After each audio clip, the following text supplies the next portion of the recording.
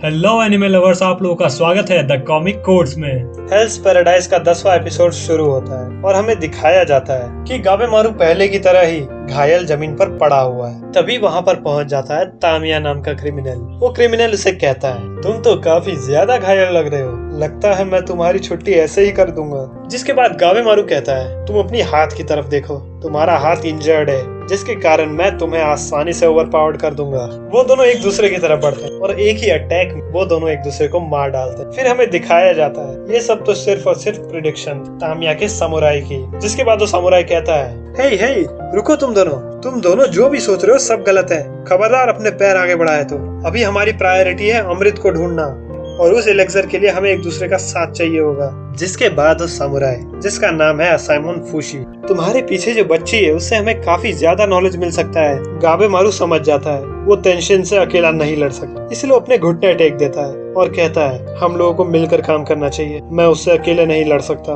तामिया ये देखकर काफी सरप्राइज होता है। वो सोच रहा होता है उसे एक अच्छा अपोनेंट मिलेगा लड़ने के लिए, जिससे कि वो अमर हो सकता है, और अमर मतलब कथाओं में अमर, जिससे लोग उसकी मिसालें दें। जिसके बाद गाबेमारू उन दोनों को बताता है टेंशन के बारे में कि वो कितना ज्यादा पावरफुल है। असाइमोन फूशी और तामिया ये दोनों काफी ज्यादा सरप्राइज होते हैं उसकी बातें सुनकर, उनको काफी इंटरेस्ट आ रहा होता है। जिसके बाद वो लोग मान जाते हैं एक साथ काम करने के लिए। गाबेमारू पीछे मुड़ता है और वो जैसे ही उस बच्ची की तरफ बढ़ता है वो देखता है कि वो तो उम्र में काफी ज्यादा बड़ी हो चुकी है। वो दौड़कर उसके पास जाता है और कहता है, एलेक्सर ऑफ लाइफ, क्या उसके बारे में तुम्हें कुछ पता है? जिसके बाद वो माफी मांगता है और कहता है, सबसे पहले तो शुक्रिया मेरी लाइफ बचाने के लिए। वहीं दूसरी तरफ गाबेमारू की दूसरी टीम गाबेमारू और मेको ढूंढ रहे होते हैं। उन लोगों को लगता है कि वो लोग एलेक्सर ऑफ लाइफ कभी नहीं ढूंढ पाएंगे, क्योंकि उनके टीम का सबसे पावरफुल मेंबर गाबेमारू अब गायब हो चुका है और साथ ही वो बच्ची में भी नहीं मिल रही। उन्हें लगता है कि गाबेमारू मर चुका होगा। जिसके बाद सागिरी कहती है, ऐसा तो बिल्कुल नहीं हो सकता, क्योंकि गाबेमारू लड़ रहा है अपनी वाइफ के लिए और अपनी सबसे प्यारी चीज पाने के लिए वो कुछ भी कर सकता है। जिसके बाद हमें दूसरे जगह का सीन दिखाया जाता है। गाबेमारू मे से पूछ रहा होता है,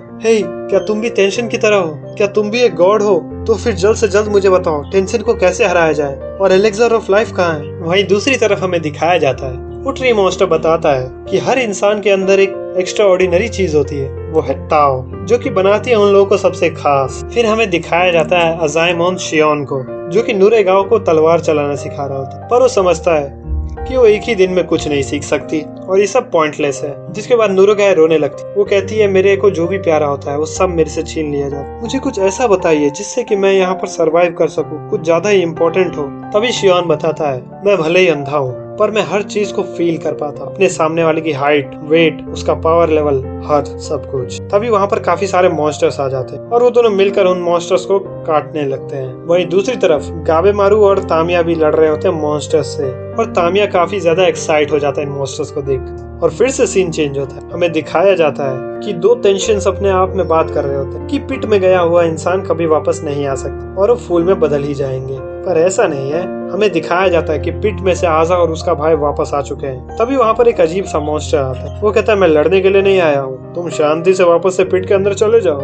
आजा उस मॉन्स्टर पे अटैक करता है, पर वो मॉन्स्टर सब कुछ जानता है। वो अपनी ताव की पावर यूज करता है, जिससे कि वो आजा का वीक पॉइंट देख लेता है और उस पे एक ही वार में उसे मार गिराता है। वहीं दूसरी तरफ आजा का भाई लड़ रहा होता है दूसरे मॉन्स्टर्स के साथ। वो देखता है कि उसका भाई जमीन पर गिरा हुआ है और उसे देखकर वो काफी ज्यादा डिसअपॉइंट होता है। और इसी के साथ ये एपिसोड खत्म हो जाता है। तो उम्मीद है दोस्तों आप लोगों को हेल्स पैराडाइज का लेटेस्ट एपिसोड काफी ज्यादा पसंद आया होगा। तो एक लाइक और एक कमेंट करना तो बनता ही है दोस्तों, और चैनल को सब्सक्राइब कर देना अगर आपको इसी तरह का कंटेंट पसंद। और मिलते हैं आप लोगों से अगले एपिसोड में।